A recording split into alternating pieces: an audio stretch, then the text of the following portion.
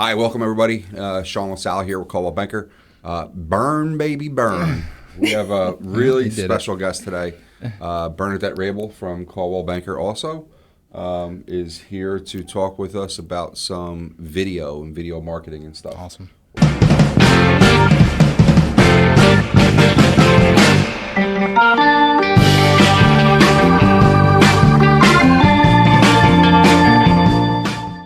Thank you. I am so excited to talk about video marketing. It's my favorite thing. Yeah, we actually came in last week and had this in mind for this week, so I'm looking forward to it. It's really good. So if you've not looked and saw, if you've been under a rock, you've not seen her videos, they are phenomenal.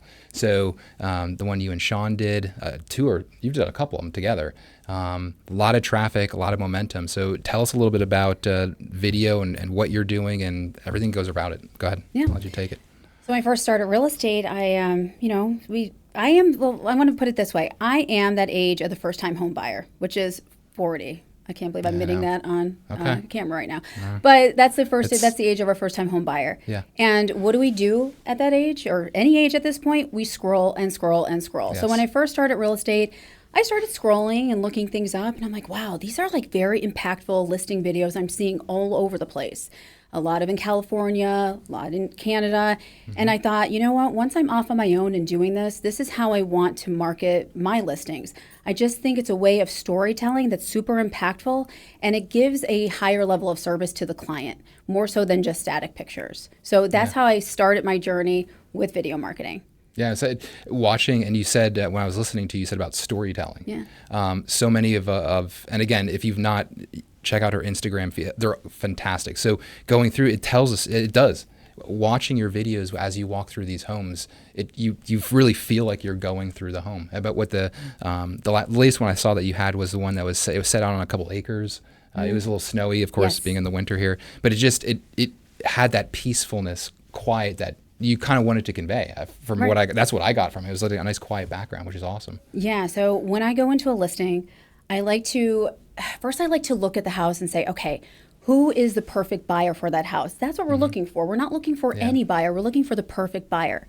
So once I figure out, okay, I think this is the type of buyer that's going to purchase this house, how am I going to take this listing now and convey it into an impactful and an intentional story that I could put out for everyone to see? Because I always tell my sellers, it's great that we have static pictures. It's wonderful that we take pictures, professional photography, aerial, but how do we get your story out? How do we make it more impactful and intentional? And I think video marketing is where it's at. And right now, we're seeing that Zillow and Realtor.com and all of our syndicates, which all of our listings go out there anyway, are now picking up video. So if you have a Zillow showcase, you can put video. I think Realtor.com now, if you click on it, you can actually see video. So once you know that they're starting to pick up on video, you know that video is super important for marketing. Some interesting stats: 403% more activity on a listing that has video. Right, so we know that consumers are, looking for things. 403%. Wow.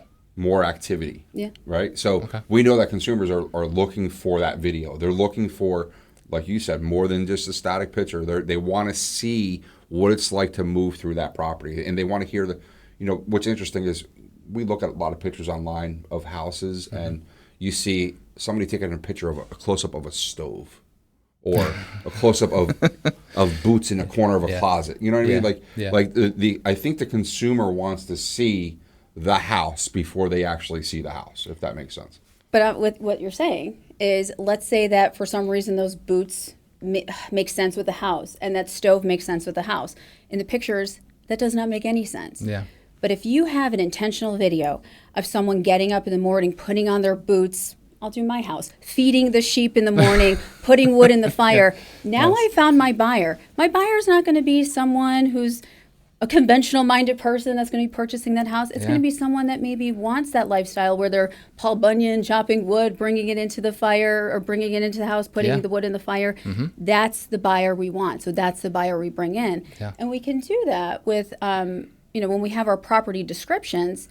But I always say this about listing properties. It's kind of like online dating, I'm going to call it. Think about it. We sit in our bed and we go on Zillow and we scroll and we scroll and we find something attractive And then we immediately say, okay, now I need to read the property description. The listing, the professional pictures have to be impactful. Yes. You're in bed and you're like looking at Instagram and you're looking at Facebook and you're looking at YouTube. And by the way, like 51% of people are looking for properties through YouTube now. So if they find your property, they're going to stop now on that property, and now they're going to read that listing description too. So when you have the professional photography, you have the videography, that you're intentional about it, and you have that property description. I mean, that's a perfect trifecta when you're listing a home. Yeah, to get it all hit all areas of someone for looking at those. And you talked about I did want to ask too, professional pictures and videography. So before it was a lot more pictures, of course. Going with your phone going through, you can't do that anymore. And then professional. Do you think it's like the weight on each, like half and half? Or is it leaning more to the video, but you still need to have those professional pictures? I mean, is one leaning more than the other? Okay, so I mean, this is my opinion. At this point, we should all be doing professional photography. The only picture I take great is like a selfie in great lighting with a filter on it. So that's not how I'm going to take the biggest asset of your life. No. And I'm not going to take a photo on my cell phone. Okay. So yes, professional photography, hands down, like that is a non-negotiable.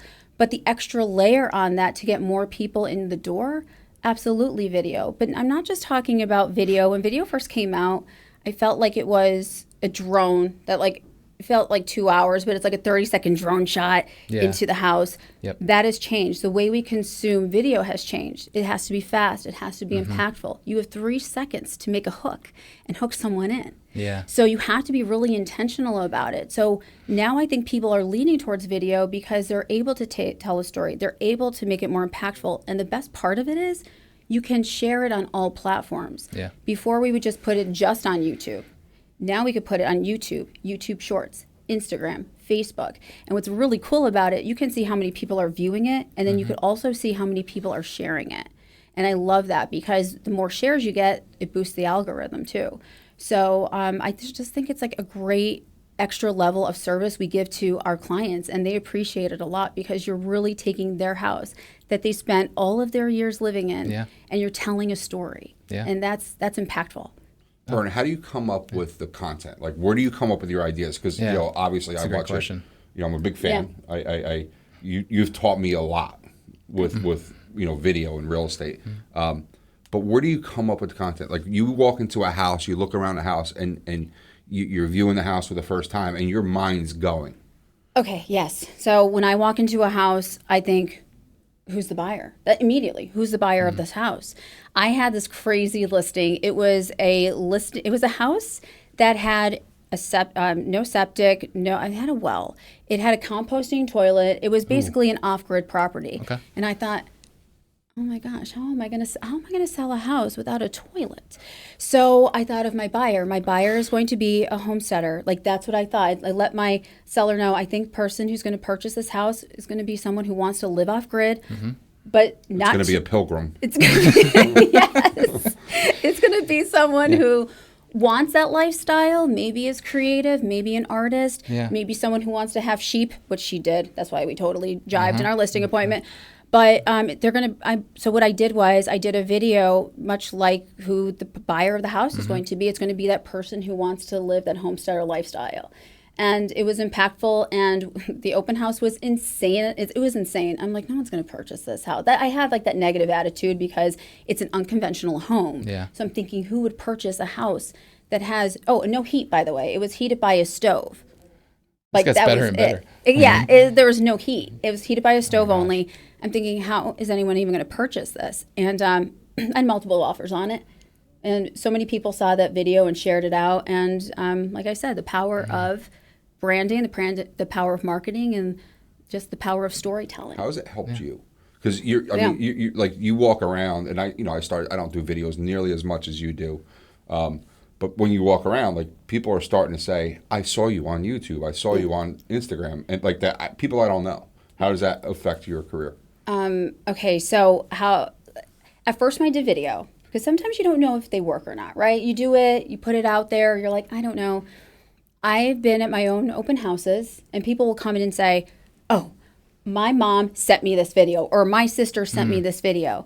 And that's when I know, okay, this is working, because I thought about it. When you are purchasing a house, you are just not purchasing the house yourself. Financially, you are. But let's face it, your whole family is involved with buying that house. Your aunts, your uncles, your sisters, your father. Unfortunately, we all know if the father shows up at inspection, oh gosh. You know, but we all know that they're involved in the home purchasing process.